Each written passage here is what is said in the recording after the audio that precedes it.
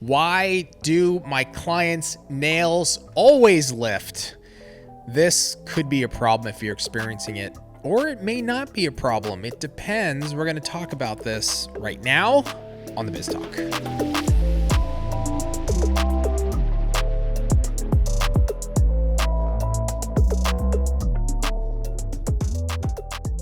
Tracey, why do, this is my version of nails lifting is you being you. I was trying to say something mean and then I'm like, I'm not making the connection here. But that would be my version of lifting is why, Tracey, you're the lifting in my life. Is that mean? I'm the annoyance in your life is what you're trying to say. Yes. Lifting is annoying. Thank you. That's what it is. You made the connection for me. You're welcome. Am I the lifting? I just insulted myself. You did. You helped me insult you. But am I the same? I would imagine that I'm the same. I would say you were the greenie or fungal infection to my life. Wow. This is what Tracey does well. It's like, okay, Tracey, I'm gonna go here. And then Tracey's like, no, I'm gonna come over the top and stomp on your neck is what you do. Finish him. Which by the way, I've been seeing a lot of. Is that Jean-Claude Van Damme, the Finish Him? Was that Isn't that Mortal Kombat? Oh, maybe it's Mortal Kombat. Yeah. Did you watch that?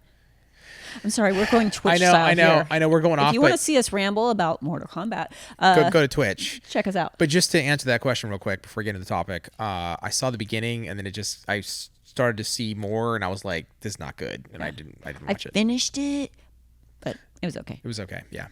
All right. Lifting. Let's get to the topic here because this is why you're here. We're going to talk about clients lifting. Buggies? Mm-hmm. Yeah. Why do my clients' nails always lift? And there could be a lot of reasons. Right? Yep. I want to go through kind of the basics though. And I know obviously we always start with prep, right? Mm-hmm. So what in the prep process, let's start there, Tracey, that could cause lifting? Quite a few things. So some people we get messaged from and they're buffing the nail versus using a medium grit file or arbor band. So it's just too smooth. Though we're not there to really destroy the nail. Right. The medium grit's just perfect with a light touch. It just adds a little texture and removes the shine, which is perfect. But buffing your nail smooth is not a good thing because then there's nothing for it to hold to, right? Yeah. Then the other thing that is a lot of times is, especially when we're first starting, we're very afraid of the cuticle area. Yeah. I think I did a video one time where I actually took a Sharpie and marked it. So a lot of times people will say, I am prepping the nail. I am getting close to the cuticle. If you watch that video, we'll try to link it for you guys. It looks like you're getting there, but there's a huge difference when I do it the right way and remove all the Sharpie. No, I'm not digging into the cuticle area, but I am filing butting right up against it. Yeah. Super, super important because if you have excess protein growth there, you're going to get lifting. Yeah. Right? And then they pick. So then everything just starts coming. Off. And I should have started with this actually, just to back up 1 second before we start getting into more reasons why things lift. I think the first question almost to ask is how many of my clients' nails are actually lifting? Well, that's what I was going to say is okay, is it a problem or is it a client? Right. And then we can kind of go, okay, let's dig into this client and find out maybe we need to change the product or something. But if it's multiple people, then we gotta start here. Yeah, exactly. So it does, you want to start at the point of, okay, do I actually have a problem? Number one. And if one client out of 20 is not a problem. That's not a problem. I mean, it is I understand, but it's not a. It's not like a widespread. There's something really going on. Yeah. Is it my product? Is it I got to switch everything I'm doing? Yeah, kind of problem. Exactly. Versus okay, out of the 20, 30 clients, do you have 7, 8? Yeah. That it's ooh, what's going on here? Yeah. Maybe that's or maybe more. To start investigating. So I wanted to say that first, or second, should have been first. But going into now, so you start with prep, the cuticle area. I remember you talking about that. You've got to make sure, important. Yeah, because that's where it can all break fall down, apart. Fall apart. Yeah. And then you have your treatments after that. Like we use Swipe. I'm very into, if there's a step you can skip to save time or money, I will tell you, this is not a step you skip. A lot of people will go straight acetone. Acetone can over dehydrate the nail, which can cause lifting. Right. Some people will go alcohol. Well, alcohol still has some kind of buffers in it that leave oil on your nail plate. So it's not good. This is like the perfect ratio. There's several products out there like that. You need something that's cleansing it just right. It's not worth the money you will save to shortcut that part. Right. And Swipe is not, it's not expensive. It's not. I mean, no. you get 32 ounces. I think it's like close to $20, right? Right. Yeah. It's very, Yeah. it's not expensive, and it'll last you. It's going to last you a while. A long time. I mean, you Yeah. don't use a ton of it. Yeah, So, exactly. so that, and then we go into like our primers, protein bonds. So, you know, some people will reach out to us and they're still using primer. It's hard for me to really help with the primer part because I am full-fledged into protein bond. I used to use primers, and I did experience lifting with primers. You had your dry prime, you had your dry plus wet prime. You know, you're always trying to find this perfect combination. Protein bond is awesome. Yeah. It works so well. And I always go 2 coats. We say 1 coat 2 times for heavy lifters. I don't want to figure out they're a heavy lifter. I love go that. 2 coats. Yep. Now you can over protein bond, Habib. Right. So if you're flooding the cuticle area, product can't connect. Right. So, you know, there's that too. And I have had that happen to me. Really? Yes. Were you oversaturated with protein bond? Yeah, because we start getting sloppy. Okay. And we just like, oh, protein bond's amazing. More the better. Stack it on. Yeah. And, you know, if you're having that experience, because it happens to all of us, right? Everything's good. And all of a sudden we're getting lifting. We have to backtrack. Yeah. What did I change?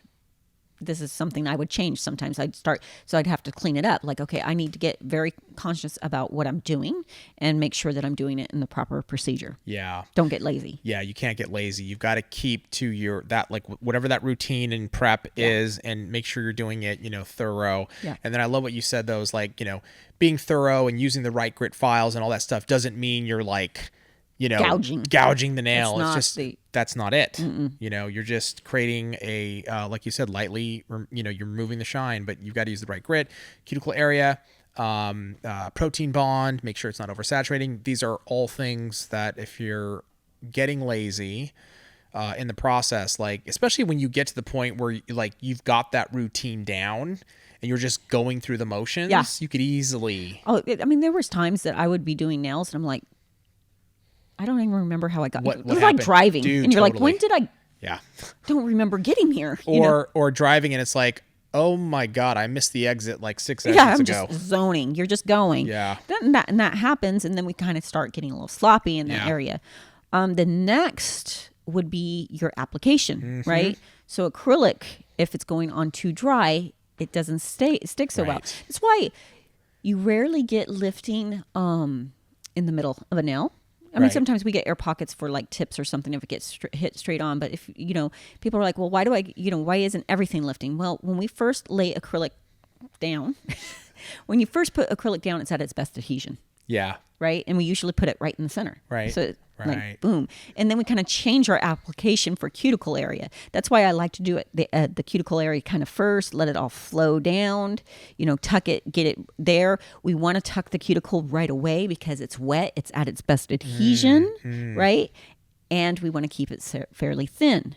Right. Which we'll get to that part, but You don't want to ledge at the cuticle area. no. Right. And there's a couple reasons for that I'll talk about. And then when it goes to base or gel application, we start getting clever, right? We start going, do I really need base? Skipping steps. Yeah. It'll go faster. I mean, their foundation's there, right? So I'm not going to base this time. Right. You know, I'll save money. I'll save time. Well, here's the thing. It probably will work 1 or 2 times if you prep good, but eventually that unbased is growing out. Right. Now you don't have any base. There's certain steps we don't skip, and we all try to do it. We all been there, and we're like, oh, it worked great last time. Yeah. Oh, it worked great the next time. But eventually It's going to catch up. it's going to catch up. Yeah. And I think that's the thing with like acrylic consistency, right? Why we do so many videos on consistency. Yeah. Because like, you know, like for the cuticle area, Greg does so many videos on cuticle area application, right? Like getting that right consistency where, you're not draining the pearl before you bounce, pick it up, and maybe you do a 3-4 count, but you're not draining it on the towel and getting all the liquid out, right? Right. It keeps it wet. Boom, you put it on, and that way you've got the right consistency. Flows, to point flow. the finger down, everything Yeah. works really good. That's key. And consistency is hard. It's very hard. It's hard to get that figured out, and what kind of because when I extend the free edge, I want it drier, Yeah. right? And Yep. so I do it that, or if I'm filling on what I call a pothole, a crack, or something, a low spot, I do it drier. I want it wetter at the cuticle, so it's it takes some time to know all those things. Yeah, that was the part, again, I've said this a billion times, but that was the part for me that I didn't understand was the different consistencies that you want for the different types of application that you've got, free edge application versus cuticle application, the type of consistency you want, you're going to pull a little bit more liquid out. You're going to keep liquid in, filling in cracks, all that stuff. It matters, and Absolutely. And I guess to some degree, it's why for somebody like me that would qualify as a super beginner, gel, it's like, oh my God, I don't have to worry about consistency, right? The consistency is already done, and It's there. So that variable is like taken out of the picture, right? Obviously, there's other challenges with gel and stuff, but I like that. Yep. It's attractive to me as like somebody that would be starting out. It's attractive. Yeah, when you're first starting out, it's kind of gel was hard for me because I went acrylic and I didn't learn gel right away. So then I was like, what is this float thing? I'm like, kill the nail. I don't understand it. Pounding. So it's difficult. But people that learn gel first, they're like, oh, I hate applying acrylic. That's very hard, Right, So it kind of depends. Yeah, it's so different, just the getting that consistency right. But I've had moments where, you showed me and Greg have showed me, and I get the consistency right, and I'm like, oh my, it's such a rush. You're like, oh my God. I'm like, get it to the nail. You're just looking at it. Like, check it. I can see the way it flows. It looks like how you guys do it. It's like such a rush. Yeah, it is a rush. It's a great feeling once you get it figured out, but it took me a while. So don't tear yourself up if you aren't. For sure. Also, getting it on the skin. If gel or acrylic gets to the skin and you don't take care of it, you have you're probably going to get lifting there. It doesn't adhere to skin. So you got to make sure that there's a whole thing right now that I keep hearing. The cuticle is sealed. And I don't know why that bothers me. I don't even know what that means. So, how do you seal the cuticle? Well, the cuticle is sealed when you put the product down. So there is no sealing of the cuticle, but I think what people are talking about is making it nice and tight Flush. and making sure that there's no lifting. So Right. I think that's what we're all talking about. And so the way to seal the cuticle is applying the product like we're talking about, letting it flow, getting it thin. Now, the reason, Habib, you want it thin in the back, I used to have a struggle with the cuticle area before I knew you were supposed to hold the finger down, right? So things would flow into the cuticle. So then I have a lot of product there. So now what do I have to do? I have to file it. Yeah. And the more you file, you can actually cause your own lifting because you're applying pressure. It's like the client that's constantly doing this to their nail on the end to see if it's lifting. Right. Quit it. You're causing it. You're causing it. So the same thing with filing. If you get it very thick back there and you have to do a lot of filing, you might get lifting there. And probably will happen before they even hit the door. You'll see it as you're working. Like, why? Because too much product. And then of course, then with your, before they go out, after I finish filing everything, I put protein bond back there and seal the whole nail with my finish gel. So I think that's what people are discussing, but it's important to keep it off the skin. Yeah. Yeah. And I mean, it sounds like, obviously like common sense. I don't think anybody's like trying to put it on the skin, but you might get it on the skin. You might get on the skin and not know, like you just overlook it, or it's like, oh my God. Sometimes it's so clear, especially gel. Yeah. Don't even see it. The client don't even feel it. That's right. I've done it on myself, and it's like a day later, I'm like, what the heck? I didn't even notice it. So and it can be very subtle, like down the like on the sidewalls. Yeah. Like if you just overdo it a little bit and it's just barely touching the skin, that can cause lifting. It can happen. And if you, let's say you accidentally do let the acrylic dry, or you let the gel dry and then you see it, that's okay. We just have to take our bit and we have to make sure that it's off and make sure that you then put the protein bond and make sure that finished gel is nice and on there. So let me think of what else. Well, and let me ask you this: in the filing process, then, you know, like if you go at it too much and you know, in one area and it's like a little thinner in one area. I mean, outside of putting the pressure, which you're in the process of causing lifting, just if you accidentally file an area too thin, I mean, can that result in lifting or? Well, if you disrupt the product and the bond. So yeah, you know, but there's times like people get a little obsessed with the cuticle area about getting it like, I remember what it was, 1/8 of an inch away from the cuticle. I get it close, but mostly I'm like, when I go finish it, I keep saying this, I protein bond it and I put finish gel. Like, you will never know where the product stops or where it ends, you know, because it's very flush to the nail. Totally. So you don't have to get obsessive about getting it tight to that cuticle. Let it run back there. Make sure it's very close, and then everything will blend when you put your finish gel and everything else on. Yeah. Nails is challenging. Yeah. You know, and there's a lot of different things. There's a lot of different things that you know, it's like, you know, why, like the question, you know, people saying my clients' nails are always lifting, what's going on?